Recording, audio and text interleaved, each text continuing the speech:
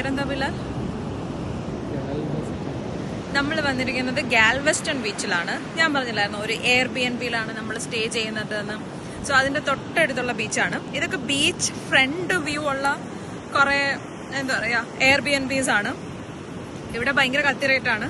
നമ്മൾ എടുത്തതും വലിയ മോശമൊന്നും അല്ല, അത്യാവശ്യം കത്തി റേറ്റാണ്. അപ്പൊ അത് കമ്പയർ ചെയ്ത് നോക്കുമ്പോൾ ഇത് ഭയങ്കര കത്തിയാണ്. ഇപ്പൊ നോക്കിയേ, ഇതാണ് ഈ പറയുന്ന എയർബിഎൻബീസ്.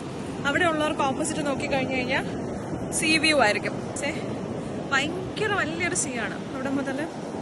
വലിയ സീ വലുത് തന്നെയാണ്. ഞാൻ പൊട്ടത്തരം പറയുന്നതൊക്കെ ജസ്റ്റ് ഇഗ്നോർ.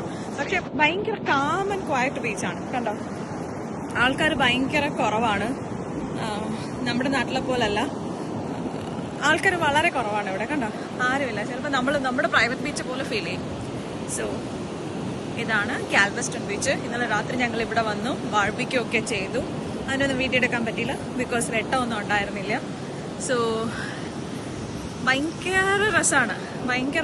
ഇന്നിപ്പോൾ രാവിലെ കുറച്ച് വെയിലുണ്ട്, അതുകൊണ്ട് ഒന്നുകൂടി വന്നതാണ്. രാത്രി നല്ല ചെറിയ തണുത്ത കാറ്റും, ഭയങ്കര തണുപ്പൊന്നും ഉണ്ടായിരുന്നില്ല, ചെറിയ തണുത്ത കാറ്റും അത്യാവശ്യം ലൈറ്റ്സ് ഒക്കെ ഉണ്ടായിരുന്നുകൊണ്ട് വി ഡിഡ് ബാർബിക്യൂ.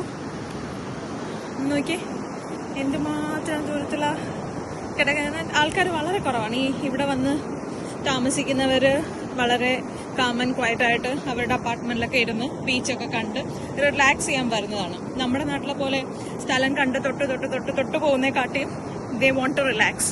അതിനാണ് അവരിങ്ങനെ. ഈവൻ നമ്മുടെ നാട്ടിൽ ഫോറിനേഴ്സ് വന്നു കഴിഞ്ഞാലും ശ്രദ്ധിച്ചിട്ടുണ്ടോ എന്ന് അറിയത്തില്ല, അവരൊരു റിലാക്സ് ചെയ്യാനാണ് വരുന്നത്.